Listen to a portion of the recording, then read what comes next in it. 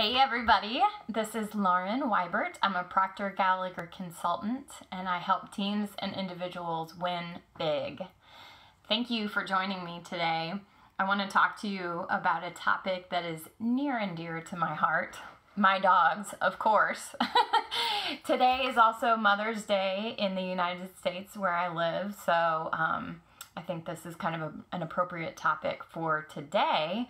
But this is all going to be about, I want to tell you a story of how thoughts become things. So this story is about Frenchie the English Bulldog. I will show you her picture right now. Here she is, looking super mean on the couch because she was super mean.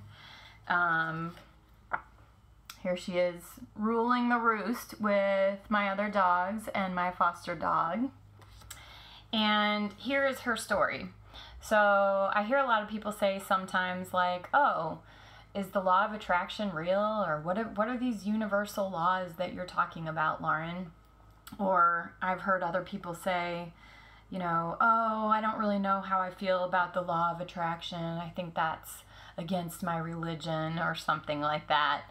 I'm here to tell you the universal laws are the same thing for every single person if you live in this universe. So, you know, a lot of us understand how the law of gravity works. Well, the law of vibration, the law of attraction, the law of compensation, the law of gestation, these are all universal laws as well. They just don't really get touched on in school. So here is a fun story about Frenchie, the English Bulldog, and if by the time I get done telling you this story, you still don't know if the law of attraction will work for you, this should clear some things up a little bit, because the truth is, all of the universal laws are working all of the time anyway, just like gravity is working, whether you believe in it or not, or whether you agree with it or not.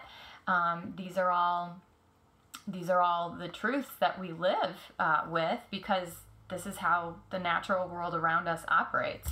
So here is her story.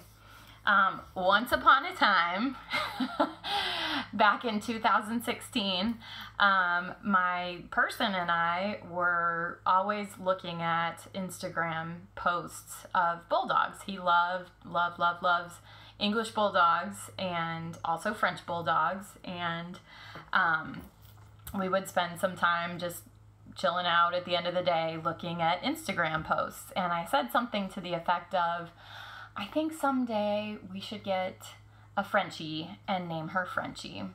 Now, keep in mind, I only adopt dogs.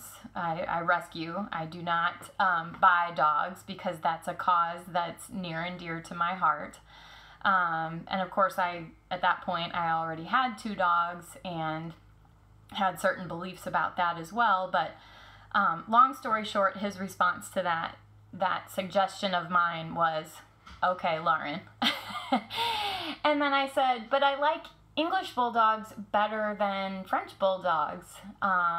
So I want to rescue an English Bulldog. And he said, well, then we'll just get an English Bulldog and we will name her Frenchie. And I said, okay, great idea. And I forgot all about it. Well, 2017 almost came and went, but not until Hurricane Irma came to Florida in the United States and caused a lot of devastation. I work with a rescue organization, Big Fluffy Dog Rescue. I will put the links in the comments. You can find them on Facebook too. Love that organization, and that's who I foster and adopt with. They're located here out of Tennessee, where I live. And long story short, some jerks dropped off 2 English Bulldogs in the shelter. Not even in the shelter, they dropped them off in the overnight box of the shelter the night before Hurricane Irma was supposed to hit in Clewiston, Florida. That was a Tuesday night. Wednesday night, the entire shelter was scheduled to die. Someone in their city organization had ordered the euthanasia of all 14 dogs and a cat. And the shelter staff were just devastated. The hurricane was coming, and the city officials didn't think to reach out for help. And so the fate of all of those dogs was supposed to be death, and the cat. Luckily, Big Fluffy, one of our vans, was down there, I believe, dropping off supplies and checking on our foster homes that we have in Florida. And someone heard about the shelter and said, you know, not on our watch. We're going to save all of these dogs and do what we can since we have an empty van.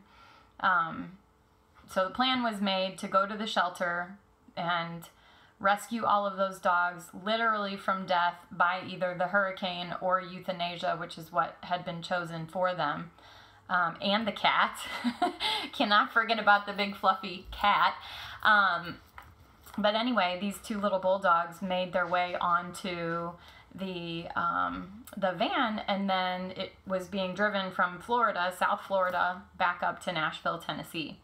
I had seen an opportunity on Facebook to go and help with triaging the van when it got back. I was going to meet them at the vet and, you know, help walk the dogs, pet them, calm them down while they were getting their intake shots and, you know, all of this stuff. So sure enough, the next day, Thursday afternoon, the van arrived in Nashville, Tennessee, and I was there at the vet's office waiting to help. And here are these two, they looked like linebackers inside of the crate, these two little English bulldogs. You know, they've got their teeth sticking out like this. They were just the most perfect, angry little monsters in there. And then they were like, rah, rah, rah, rah, rah, like chewing on each other. And I told my friend Nicole, the coordinator, one of the foster coordinators, I said, I love them. It was literally love at first sight. And I said, I need to take home one of those dogs. And she said, by all means, they need foster homes, so go ahead and take your pick. So I decided to take home the less aggressive of the two, and her name was Cha-Cha. And here's the thing, I haven't named a dog since I got my first dog 14 and 13 years ago. All of the dogs that live in my house now pretty much have been named by Nicole. And that day, she was naming all of the dogs from that van, and the cat. The cat made it too. She was naming them after the characters from the movie Grease. So there was a Cha-Cha, there was a Kaniki, there was a Sandy, there was a Rizzo. If you've seen that movie, you know exactly what I'm talking about. So anyway, I took sweet little Cha-Cha home. Here's her picture right here. And I loved her for 21 days, and then unfortunately she passed away. And I think that was due to the fact that, you know, whoever had had these two dogs before, they were clearly related to each other. So there were other obvious signs of abuse and neglect. You know, these dogs had been used as breeder dogs over and over and over and over again. You know, their poor little boobies were basically dragging the ground. They had had so many, you know, they just lived a hard life. I don't know much about their story before the day that I met them after the hurricane, but she was with me for 21 days, and she died in my arms. So I'm happy that she knew love. I'm happy that she got the chance to not only escape that life of abuse and the storm, but to, you know, live with people who cared about her. You know, so obviously that was hard to lose that sweet little girl, you know, right, literally 3 weeks after I had met her. So I was sad. I cried about it for about a week, and then I had this thought, like, okay, I wonder if that other bulldog, the mean one, is still at the kennel. So I text Nicole, and she said, yeah, she is. Go get her. And so I went to the kennel, and the staff loaded her up, and here she is looking like, bleh. And I'm like, hello, Frenchie. We don't bite in our house. We love each other. And so I took her from the kennel back to the house. She got introduced to all the other dogs.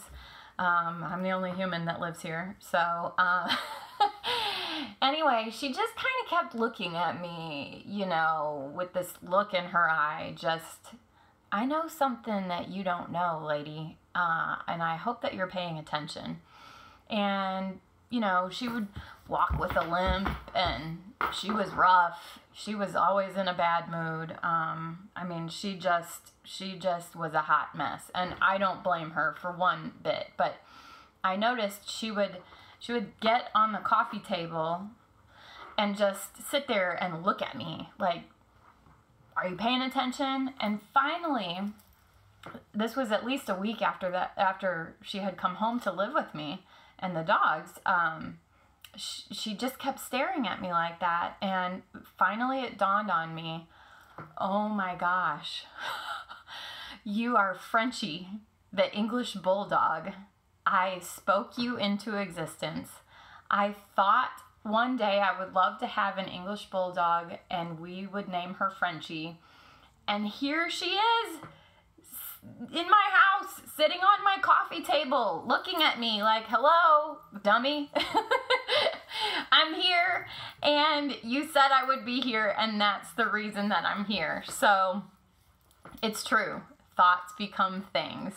I mean, it's just a wonderful story of, you know, the things that we think about really, truly can become a reality. It's knowing that our minds are that powerful. I mean, think about it. Here's a dog several states away that I have never met. You know, I insist on only rescuing dogs. I'm never going to go to a pet store or a breeder and buy a dog. That's just not what I do anymore. You know, all of these obstacles that had to take place for this dog to end up sitting on my coffee table, staring at me, you know, trying to get this message across to me. I mean, I love that bond that we had anyway, but to think of, you know, she was just trash. She and Cha-Cha, her sister or her mom or whatever they were, you know, somebody decided, oh, storm's coming. Sorry, dogs. You're going to have to, you know, make your own way. Good luck. Here's the overnight box at the shelter. You know, so she escaped death not once, but twice. You know, death by hurricane, death by euthanasia. They got all the way to Nashville. Somehow no one else scooped up this perfect little mean bulldog the day that I was there helping. You know, I didn't even choose her. I chose her sister, Cha-Cha, because she was the calmer of the two. Cha-Cha had to pass away. I didn't name these dogs. I wasn't sitting there thinking, oh, I'm going to name this English Bulldog Frenchie. My friend Nicole named her and had no idea that I had dreamed this up in my mind before it even happened. So, anyway, there you have it, the story of Frenchie, the English Bulldog. She was such a good girl, sort of. I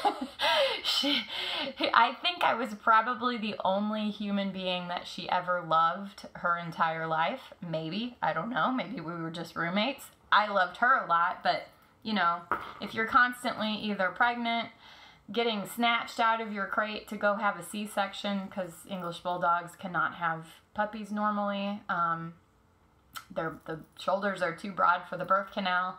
You know, her entire life was just being pregnant, having another surgery, nursing puppies, getting her puppies snatched away from her. She probably lived in a crate 24/7. I mean, she was just somebody's money-making item. And here, the universe completely brought her to me without really any effort on my own. It was just the desire. It was, you know, realizing that someday, yes, that would happen. And then here it is. I take the opportunity to go and do something, you know, helpful. And here's my English Bulldog named Frenchie, waiting right there with everything but a bow on top of her head. So a couple more pictures. Here she is. That's me. I was in a really bad mood. So she and I are, I guess, separated at birth. I don't know. We're even wearing the same shirt. So super funny. We understood each other very well, and here we are, just loving each other as much as a rescue bulldog could do. So I hope you've enjoyed this story. It's just a funny little perfect story of the things we think about becoming reality. That's the way that life works. So if you're aware of it, it's even more cool. That's what I help people do. I help people learn about their higher mental faculties. You know, at the time that this happened, I didn't sit down one day and think to myself like, oh yeah, I'm going to manifest an English Bulldog named Frenchie. But regardless, the law of attraction was working whether I knew about it or not. You know, I looked back at that moment and I figured, oh my gosh, I spoke this dog into existence because this is the amount of time that I've been studying this. So it's just a really cool story of something, you know, completely unrelated to most things that you would think of in life. And that's that. So thank you for tuning in. I've loved chatting with you today. If you have other funny stories about this, I love dog stories. I love stories about manifesting success. Feel free to send me an email or comment below. I would love to hear your thoughts. And maybe we can feature one of your stories as well. Thank you again, and I will talk with you soon. Bye.